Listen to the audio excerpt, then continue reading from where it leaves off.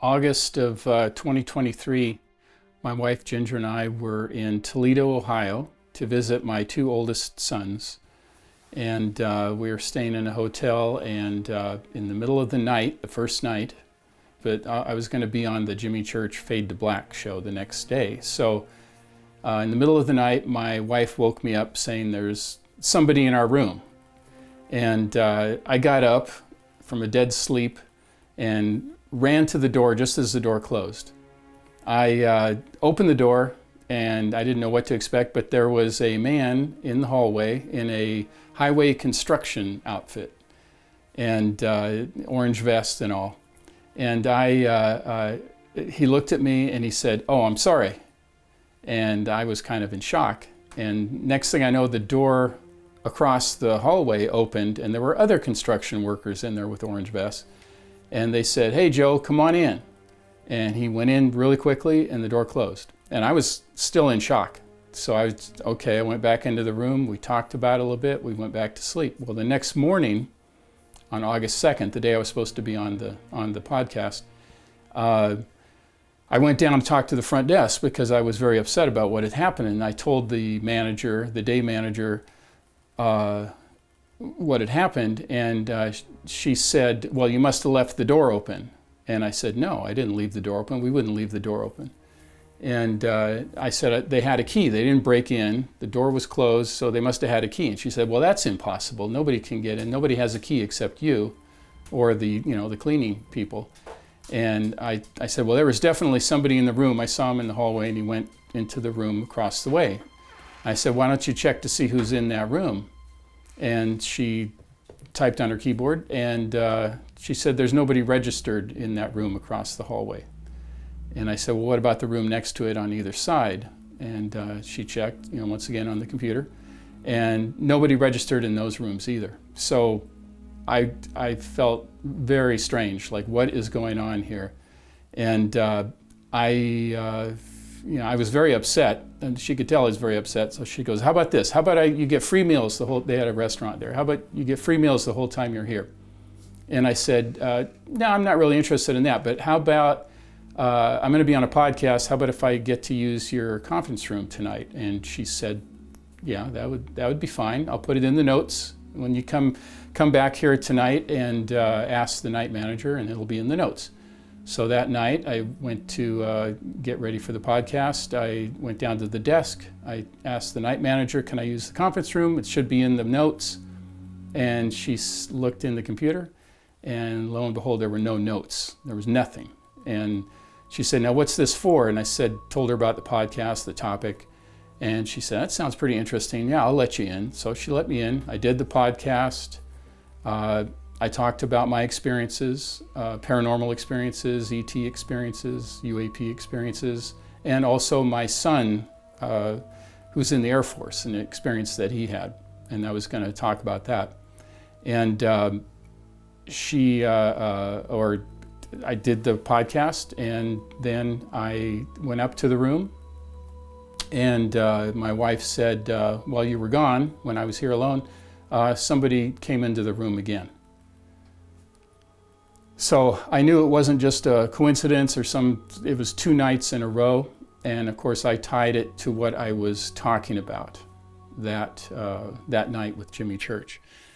Now I have to go back to my son in January and February of last year.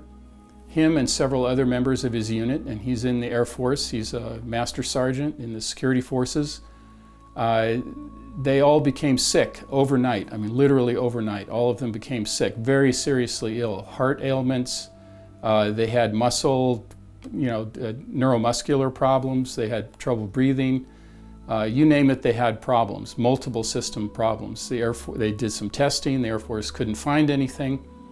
So he didn't get any answers about that. So I was very upset about it, and I thought, because the nature of my son's work, he works in Area B, which is the top secret area of Wright-Patterson Air Force Base, and he also works at the Air Force. That's his, reserve job in the Air Force, but he's also a full-time contractor for the Department of the Air Force, a GS job, government service job, and he works on top secret projects. So he's exposed to a lot of stuff over there in Area B, and there's a lot of, he had noticed that there were a lot of flights coming in and out of that secret runway that they have there at Area B. And I talked to Jimmy Church about this, what happened, and he said he lives near Edwards Air Force Base in Palmdale, and around the same time there were a lot of flights going in and out, more so than usual in the middle of the night.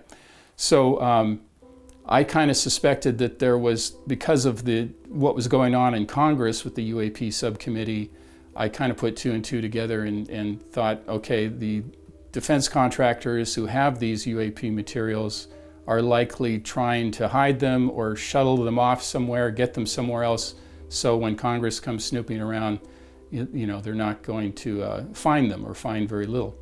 So that was my theory. Well, I did some meditation on it. I did a spirit walk, which is a normal thing for me, to connect to a number of different entities that I talked to. And it was confirmed that that's exactly what happened. There was a release of radiation, and my son and these other members of his unit became very ill suddenly. And so I wrote letters to members of Congress. I wrote to every single one of the UAP subcommittee members, senators, and all the members of Congress. I wrote my member of Congress. I wrote my 2 California senators. I wrote all of them and told them, you know, I had sent, after my son told me him and his friends were sick, I wrote letters to them. And so that was before we actually went to Toledo. And I suspect, and it was confirmed in these spirit walks that I do, that somebody had gotten a hold of that information, handed it over to defense contractors and maybe some intelligence people, and they didn't like me blabbing about this stuff. They were talking about this stuff. I had too much information and too much factual information. And the old saying, of course, in the Air Force is you get most flack when you're over the target. So and at the same time, you know, around that time I was also feeling like I was under tremendous psychic attack, and I feel it's connected to that as well. So anyway, that I've written members of Congress again. Just in January, I wrote to them again and gave them a much longer story with all the ailments my son has, all the testing that he was promised they would give him and hasn't received. And I ended the letter by saying, I need your help. I need your help, not just for my son, but for these other people, you know, these other airmen. And I asked my son for an update recently. He's still sick. And he told me that several of the people that were in his unit are now gone. He doesn't know where they are. Some of them just kind of, you know, he's not exactly sure what happened to them. So I'm very worried about it, and I ended the letter that way, saying, please help me. I'm, you know, the father of a service member, and I need to know, can you look into this for me? Well, I have not received any word. And from what I'm being told, when I take these spirit walks, and from other people who are familiar with, including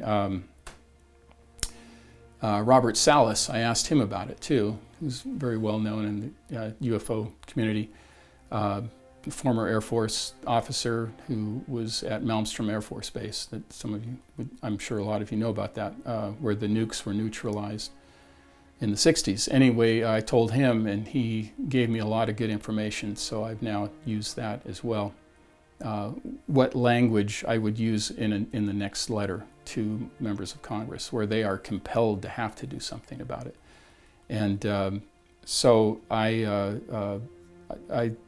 you know, that's my biggest concern is, yes, of course, it'd be nice to know and have the government acknowledge that they have these materials, which pretty much everybody who's in the know knows they do.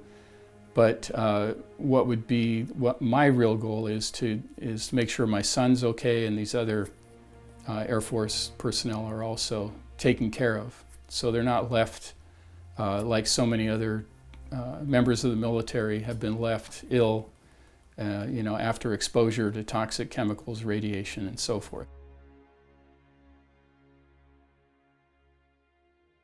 Yeah, I kind of suspect there's maybe the guys that came, the guy, or guys, maybe there were two of them, might have been two different ones, one night and then the other night. But even though they were construction workers or whatever, they look like it. Maybe they weren't. So it could be that they were interdimensionals. Maybe they were ETs in disguise. It was a very weird situation because when I explained it to a friend of mine, she said, "Well, isn't it weird that somebody came into your room, you went out, you caught them, and then you didn't call the police, you didn't call the front, you just went back to bed? Doesn't that seem kind of weird? Like, so maybe it's more than just, some kind of human being that's under some kind of orders from an intelligence agency or the defense contractor. So who knows? I'm not really sure." But I mentioned earlier about the spirit walks I do. And I've had experiences with ETs and paranormal stuff since I was 5 years old. It started in northern Norway when I was 5, so that would have been in 1963. And this island, 200 miles above the Arctic Circle, in my grandmother's house, I got very, very ill, and I had a healing experience. A light in the ceiling of her kitchen, and everybody thought I was going to die. There was no hospital there on that island. It's very, very remote. And in the middle of the night, I saw a bright light in the ceiling, and I felt like everything was going to be okay. And when I woke up, my grandmother and my mother were there, and I was jumping around and completely healed. And they told me it was my guardian angel. So I think what that was the opening of the lifetime of experience and opening of the aperture, if you will. Yeah, so I've had experiences ever since then, ranging from telepathy and telekinesis or psychokinesis to mediumship. I've gone to open casket funerals and had the person in the casket talk to me, and also to my mother. My mother was very psychic. So she taught me telepathy, against my father's wishes, by the way. But it was really since 2016 that I've really started trying to manage what's been happening to me, because this contact and all these things that were happening, they happened frequently but randomly. So I decided I wanted to kind of manage it. And but the problem was I was in the military. I was a defense contractor. I worked for Boeing. I had a top secret clearance. I was in the military or in academics as a professor. And you really can't start talking about this stuff and keep your job. At least that's what I thought. And a lot of other professionals feel the same way. And so it was in 2016, my friend, childhood friend, also a Norwegian American, his name is Gene, he died, and a month after he died, he came to me in a vision, which for me wasn't unusual. I've had a lot of these kind of visions or communications with ethereal beings or people that have recently died, or as it turns out, ETs as well. So he told me that it was time to tell my stories and to not be afraid. So the timing of it was kind of interesting, 2016, when a lot of this started being more, I'm not going to say mainstream, but it started coming out. So he even gave me the title of what my book should be. He said it should be called Timeless, because that's where that's what it's like in where he is. And he said there's no future, there's no past, it's all happening all at the same time. And I found that fascinating. And then in my conversation, I snuck in, well, can you tell me who are these aliens? Who are the aliens? And he said, Bruce, we are the aliens. And I said, when you say we, do you mean like you and other people? And he said, no, like all of us, like you and everybody else. We are all one family. We're all the aliens. And so as it turned out, I wrote a trilogy of timeless books, documenting, I think it was 89 different paranormal experiences, some of them ETs, some of them not. Everything from angelic to demonic to, everything in between. And then I wrote a book about a particular contact that I made, really that I've had since childhood, and I call him Anzar. Well, that's what he calls himself. He calls himself Anzar the Progenitor, which means the one who starts everything, the person that starts. In this sense, the person that started, or the entity that started humans on Earth. So, which I was first kind of very skeptical of, calling himself the progenitor. It seemed pretty grandiose, but over the years that I've been having these spirit walks, which is kind of like walking meditation, that's the best way to describe it. I do protection. I carry protection with me all the time. But I do, when I go into these meditative states while I'm walking, I make contact. And Anzar is one of the entities I talk to, my mom and dad, my friend Jean, and there's a few others as well. And because I'm kind of in that kind of a meditative state, I have to record what I'm seeing and hearing, what I'm saying, because when I first started them, I wasn't doing enough protection and I wasn't recording it. So I didn't remember everything. And what I've done is I've recorded every one of those sessions since, I think it was 2017 when I started doing them in earnest. And I've recorded every one. I have 338 single-spaced pages of transcripts of all these spirit walks. And that's where I learned a lot of this information. So the information I got about the background information and the connection, for what happened to my son at Wright-Patterson, and my understanding of what's happening with the members of Congress, how they're ignoring me and why they're ignoring me, that type of thing.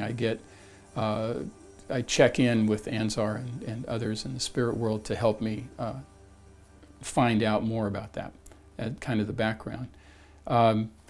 So my latest, I wrote after the Timeless Trilogy, after all 89 of those stories were told and published, I wrote a book called Anzar the Progenitor, just focusing on those, well, half of the book is the spirit walks, the transcripts with some of my commentary, and the other half is kind of more theoretical stuff, where I talk about the nature of time and that type of thing, and it was a lot of footnotes, so it was very kind of I'm not going to say cerebral, but it was very much an academic. Half of the book was very academic, the other half was very much like a journal or a diary. So that was Anzar the Progenitor. And the latest book is also, the title comes from Jean's suggestion.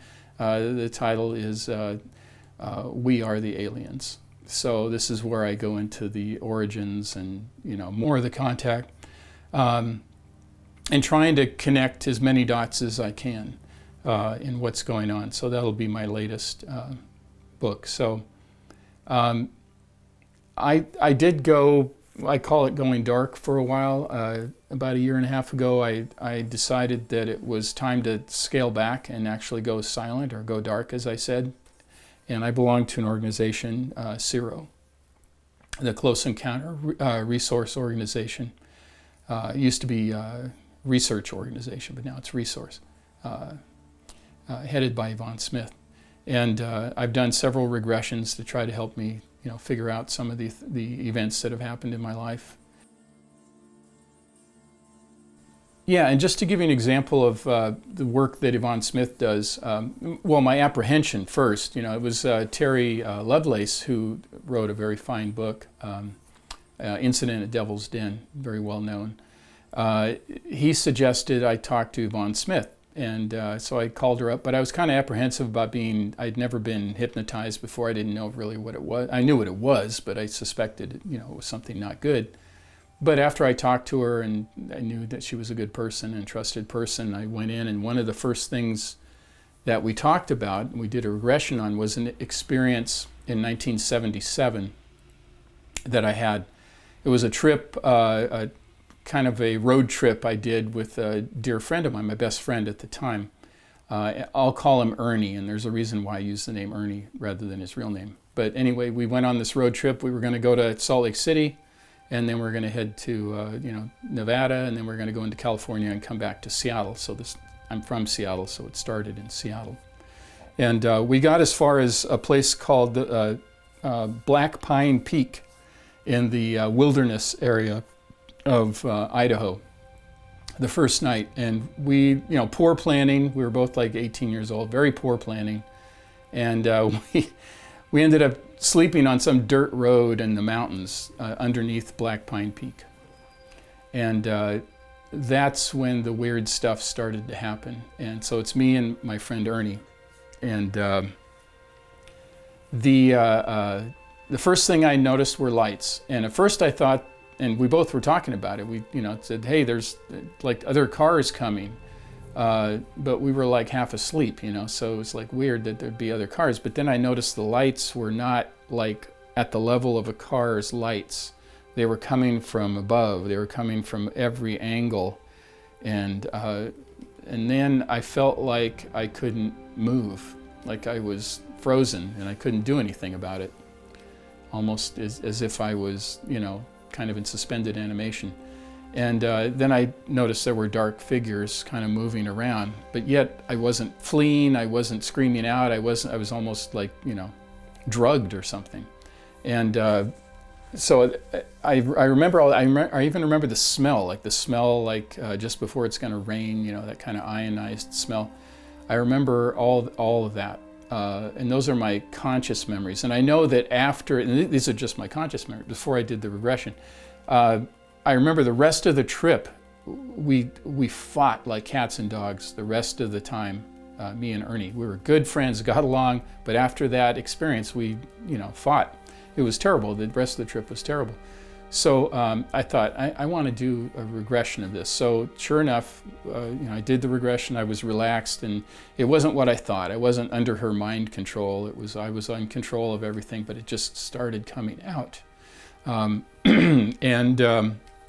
one of the first things Yvonne did was ask me, okay, so this is happening to you. You see these dark figures. What do they look like? And I described them as very tall, kind of slender figures, and couldn't really make them out in the shadows.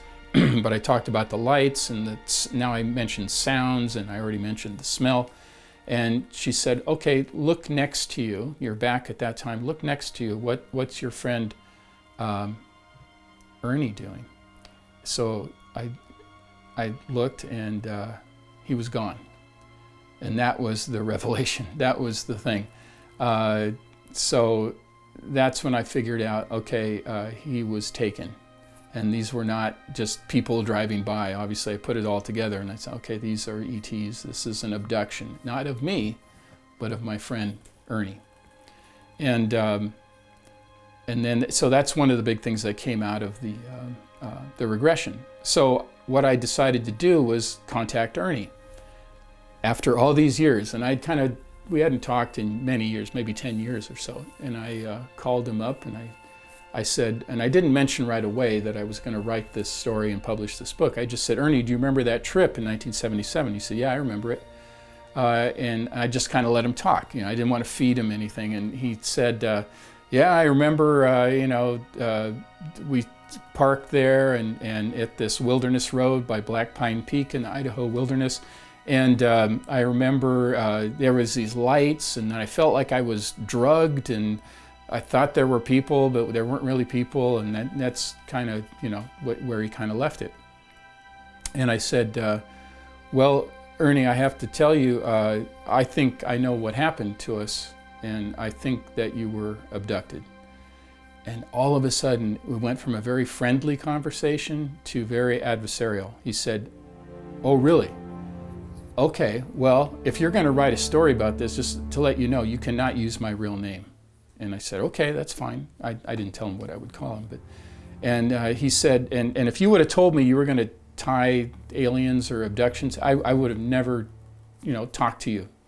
And I'll probably never talk to you again. And he got really angry. And I said, well, Ernie, I just want to talk about what happened to us. And he said, that's enough. And then he hung up. And it was very sad, and I emailed him several times and just said, I'm really sorry, I didn't mean to, I wasn't trying to deceive you, I just want to kind of lead you into it. I didn't want to give you a bunch of information right away, and just to naturally have you bring out the information. And then after several emails, finally he did email me back. And he said, I think I remember pretty much what he said, Bruce, I do remember something. I do remember that I felt like I was drugged, and I remember being taken, and I remember being in some kind of a ship or whatever, and I remember them telling me, this one's a real squealer. You think he'd never seen pincers before, like pincers, right? And he said, and maybe I'll write my own story and preempt you, so it'll be old news by the time you write your or publish your story. And I wrote him back and I said, I'm really sorry, and I've never heard from him again. That was several years ago. And but it forced me to, when he mentioned pincers, it forced me to go back and look at some of the poetry I'd written right after that trip in 1977, and I have all my folders of all my old writing and stories and poetry. I turned to one of the old poems still on the original paper, one of them written actually on the back of a paper plate, faded and everything, but one of them was called I Sold Out to the Aliens. That was the name of the poem. And in that poem, it talked about how I had facilitated an abduction, not necessarily with my friend Ernie, but that I facilitated it. And in the end of the poem, I mentioned pincers. And my blood ran cold when I read that. And I go, oh my God, that's exactly what he said in the email, confirming, what I had written in 1977. So I had a document from 1977. I had what Ernie told me. I had what I remembered. I had the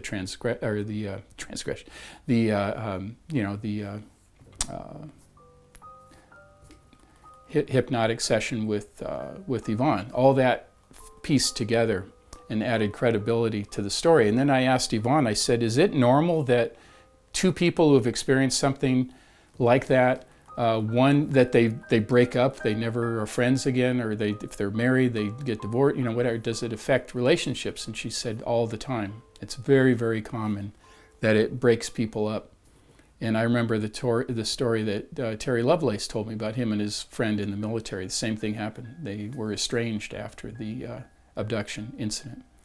And I just felt really bad about it, but I'm ready for whenever Ernie's ready to support him in every way that I can to help him understand what happened. And it'll help me too, but not till he's ready. But I'm glad Yvonne told me that, so I know that that's fairly common, or very common, that even when you have two witnesses, that one will talk and the other one won't. So anyway, that's just one of the pretty dramatic experiences that I've had, and I've had several of them.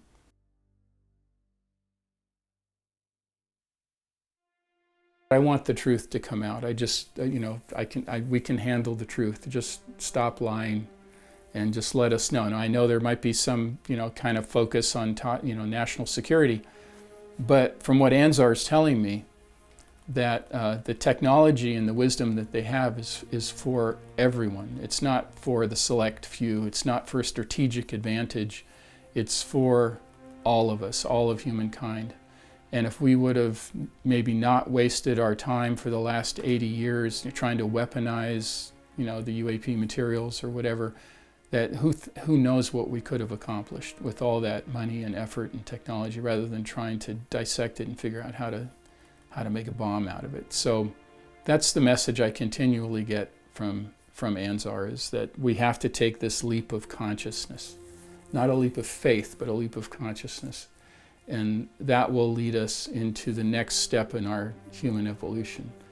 And that's difficult for people because it's going to be an ontological shock, I think, for a lot of folks to accept, first of all, that we're not alone, and second of all, that we are related, which is the big thing. That kind of funny story with Anzar. I asked him, do you like to be called an alien? He said, who wants to be called an alien? In fact, I have a chapter in my book called Who Wants to be Called an Alien? So he likes to be called Star Family. So that's really the main message that I get.